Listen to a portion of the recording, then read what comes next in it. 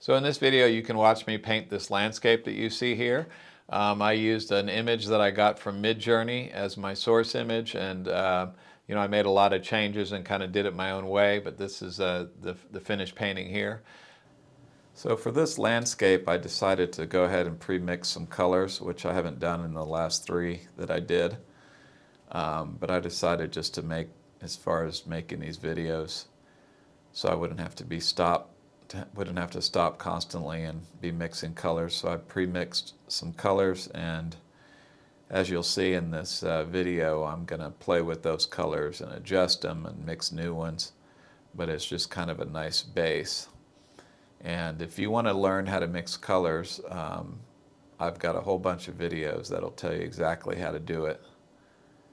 In fact, my most popular video is, how to match any color to another, or I forget what the title is, but and you can find that video by looking in the description of this video, and there'll be a link to various color mixing videos.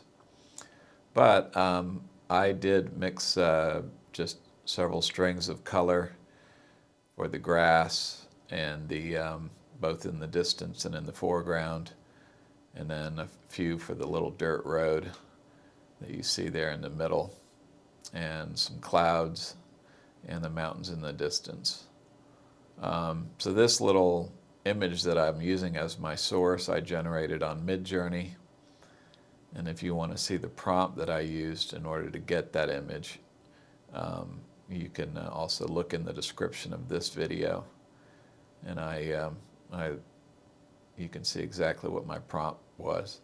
But for all these landscapes, I've been, asking the AI to do these in the style of Arthur Streeton, who's my favorite landscape artist, I guess. And it just does, the AI seems to do a really nice job with him for some reason. But anyway, I really liked this image and decided I wanted to paint it. I don't know if I like my finished painting as much as I do the AI source, but you guys can be the judge of that. I did make some intentional changes like I always do, but a lot of it is just me being sloppy and just kind of, maintaining an abstract brushstroke no matter what I'm painting.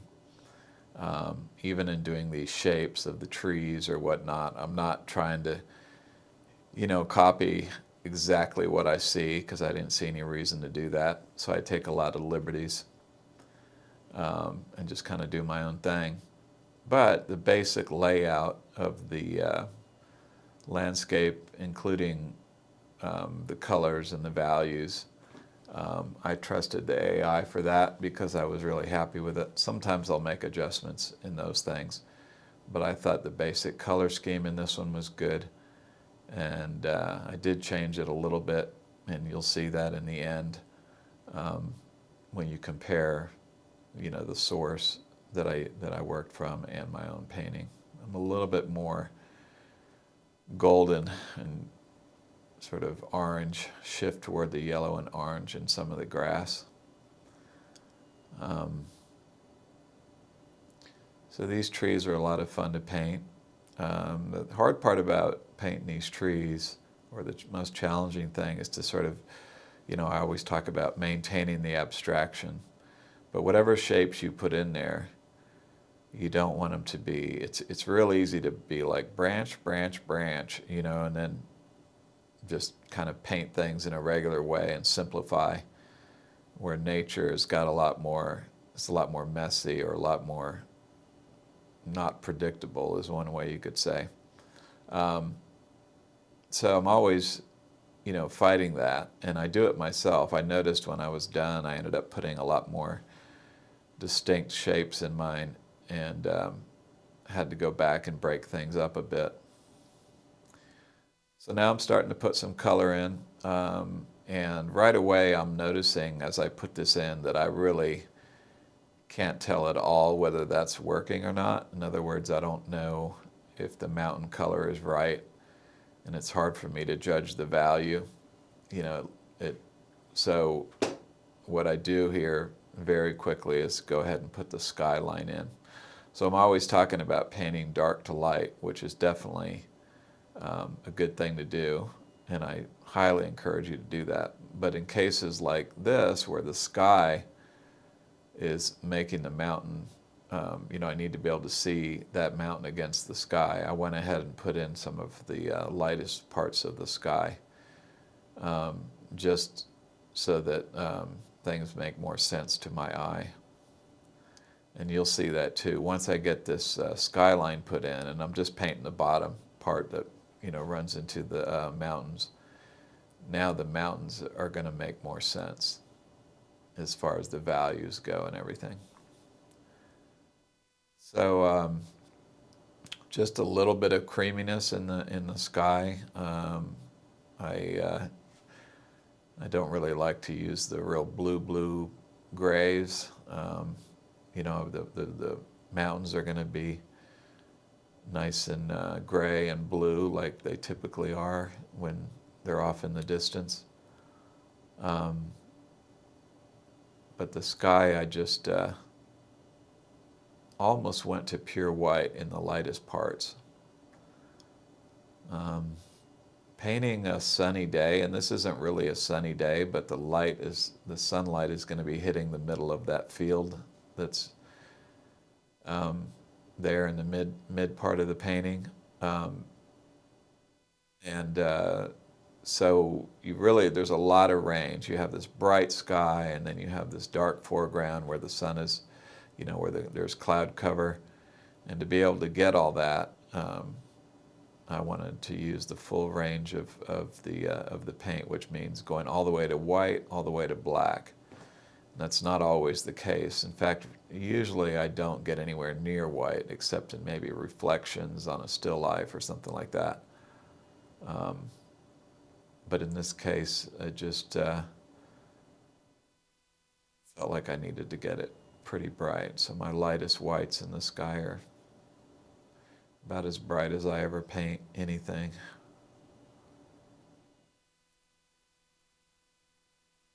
These are very dirty greens that I'm starting with. And usually I talk about this a lot, but I like to start with dirty colors. So my greens, I err on the side of making them more dirty and less vibrant to begin with. And if you do that, you can then come in with the brighter greens, which I do, and put that in on top of what you have. And that works a lot better than starting off being too vibrant in your colors and then having to try to dirty them up later. It's much better to have, not always, but I would say almost always better to have a dirty base. So these greens in this painting are dirty to begin with, and that's the way I wanted them. But you can see in the trees and in what I'm doing now that they're almost not even green. They're just like browns. And then later you'll see that I lay in the nice greens on top of that, and you'll see how well that works. So really I'm just doing my drawing still. I'm still, defining where things need to be. Putting just, the main vegetation in, and also need to outline the road in the foreground, which I'll do in a minute. But these trees really, so far, it's like black and then this one color. And then later in the painting, I'll go in and put some of the real greens up in the lighter parts.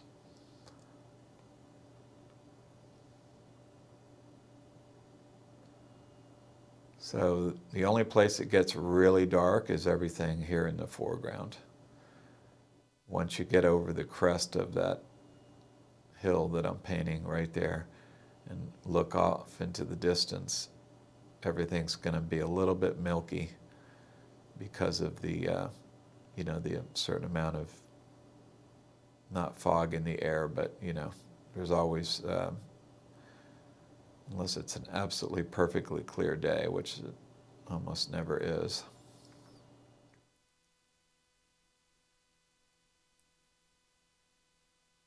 So you'll notice if you watch my brush move on the canvas, um, I try to avoid having a regular brush stroke. And so that's why my brush is kind of jumping around, and just kind of moving it in all these various different ways, and almost have a shaky hand, and that's by intention. And that's how you get this sort of abstraction, and you avoid doing stroke, stroke, stroke of, where you're just filling in with one brush stroke after another, and it can become very regular, and you don't want to be regular. You want to maintain that abstraction. And you can see that over in the left that I've painted in, that dark area. It's, you could almost say that it's, I call it painting ugly, but you have to have that abstraction. That's the way nature is. And that's actually pretty to the eye. It doesn't mean there's going to be order in the grand scheme of this painting, and there's going to be that beauty. But as you look into the detail, you want to be able to see that abstraction. And I'm always thinking about that. And I'm starting with the shadow bits on the hillside there and in this grass, and I'm putting in all the darker parts first. But that's kind of defining what this whole thing's going to look like. And that's one of the reasons that I work dark to light, is so that I get the, I can already sort of see what this hillside looks like and what the pattern of the shadows is going to be. And that's why I try to work dark to light and finish all my dark bits before I start putting in my light parts.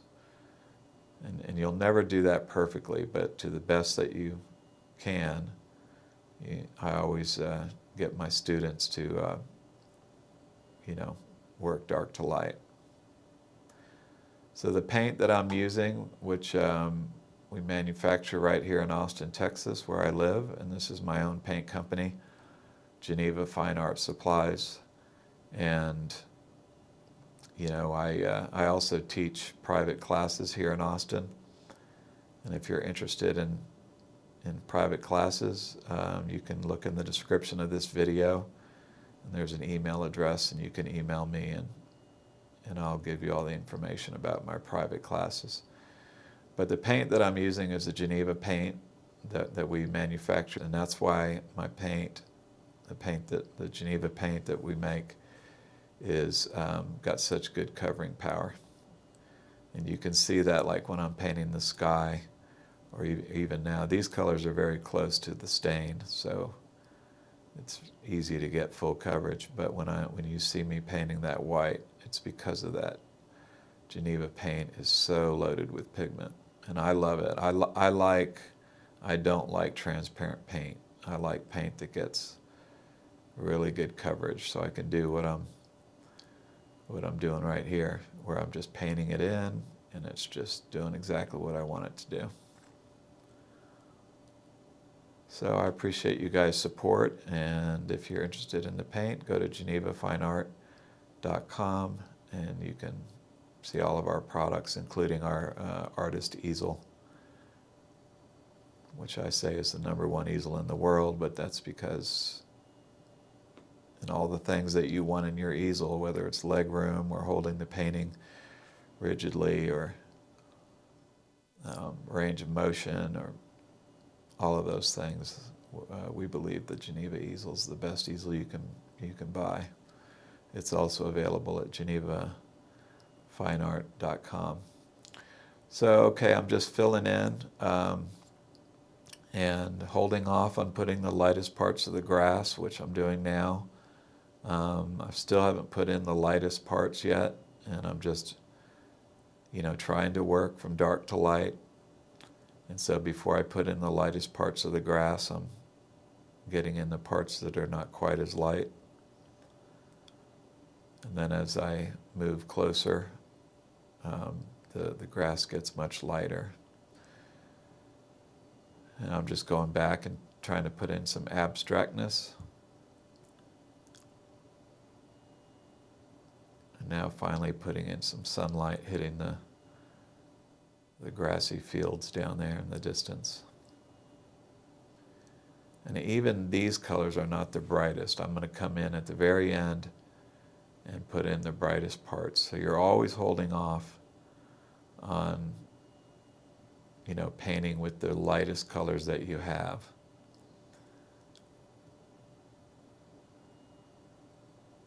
Even these colors, these are not the lightest colors that I'm going to eventually paint out there in the fields. I'm starting with this color, and which has the richness and the saturation, and then I'll come in with the very lightest bits and put it on top of what I'm doing. So now I'm still not at the lightest. This is one step from being the lightest parts. And I'm not just going in and covering everything up, I'm leaving some texture. And I'm just kind of painting with a horizontal stroke. But I gotta have some stuff out there in the fields. I don't want it to just be. So now I'm going back and putting in a little bit of the dark. Again, holding off on putting in the very lightest parts. And now I'm finally getting to the very lightest parts of the grass. And I'm putting it in, as you can see, in just little bits, not just going in and covering everything. That's how I get a little bit of texture in those fields, which is what you want. So finally, I'm putting in a little bit more sky. I talk about not blending, and I'm not intentionally getting all blendy with this sky. When you see the finished painting, you'll still be able to see some texture in there. So you don't want to ever, get out a fan brush and just start making it all perfect. So I decided in the end that I needed a little bit of that sunlight hitting closer to the trees. And so I decided to go in and lighten this little front edge of this field up. And I think it was the right call.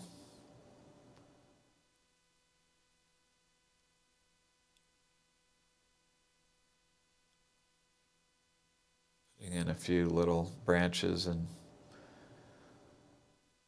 things into the vegetation in the foreground. I'll just notice things as I'm painting, so I'll go and stop painting sky and go and do something else if it's bugging me.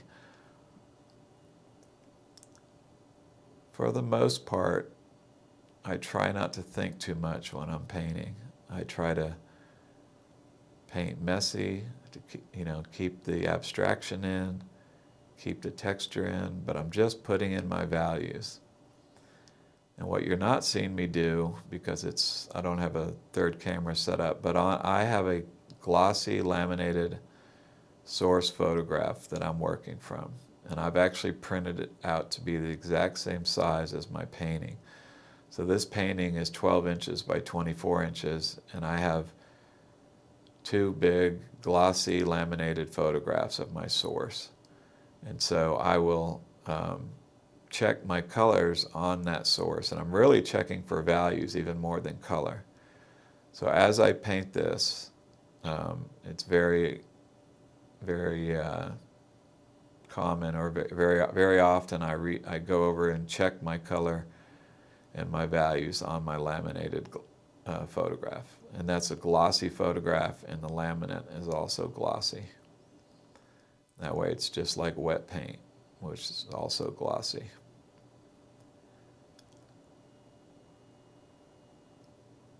But just filling in the sky, and notice that I'm not getting all blendy smooth with it, leaving a little bit of texture.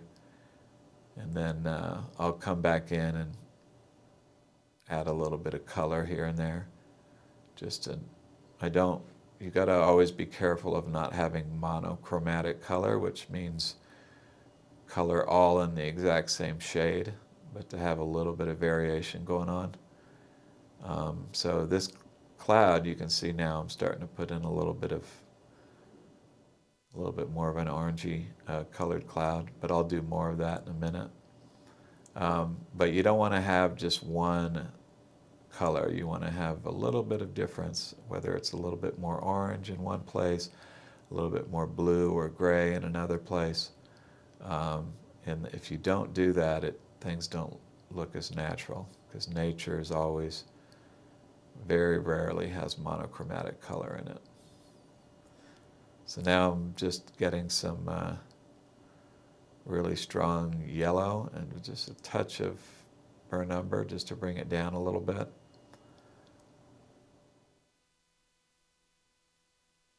And putting in some other colors into that gray just to give them some variation. Just pure orange. And this is orange that's in the same value as what I'm changing the color. So I don't want to change the value. So I mixed up an orange that was basically the same value as those clouds there. And that way I'm changing the color but not the value. Unless you want to make your values darker or lighter, then you can, bump it one way or another as you change your color. So now I'm just finishing these trees off. Again, trying to think about it being abstract, more or less putting the lighter colors on the tops of the clumps of leaves.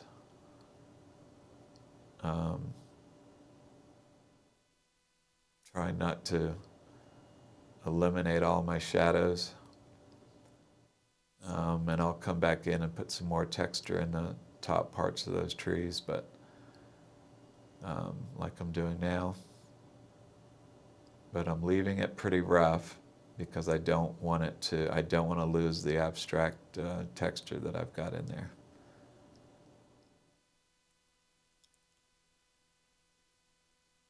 This vegetation I thought needed a little bit more softness against the sky, so I put those delicate branches in there. I don't want everything to look too clumpy.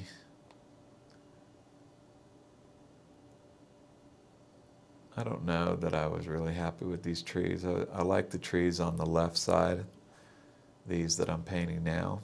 I like the way they turned out. I'm not so sure I like the ones on the other side. But in the end, I decided to leave it alone. You got to know when to stop. It's so easy to overwork things. There's a lot that you're not seeing because I'm just jumping, but now I'm putting in even more light off in those fields, bringing it closer to the mountain.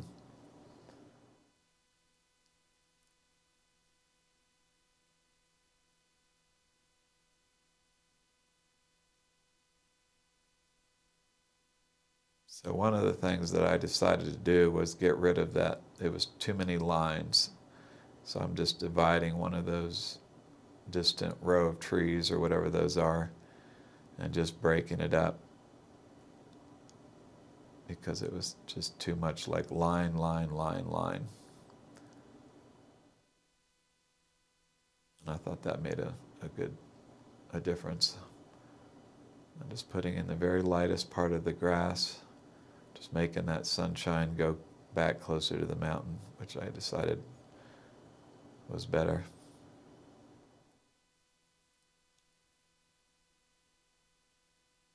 And a little bit of vegetation, just a few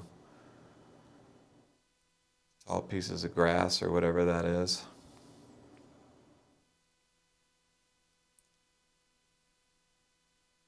Put in the shadows and then a few little flicks of highlight here and there.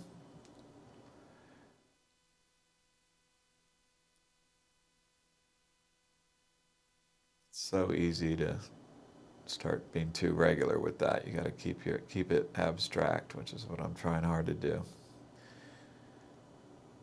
And now just the very lightest parts of the cloud. And there's the finished painting taken with a better camera. There are still images, some zoom shots, so you can see the brushwork better. But that is the finished painting. Thank you guys for watching, and we'll see you in the next one.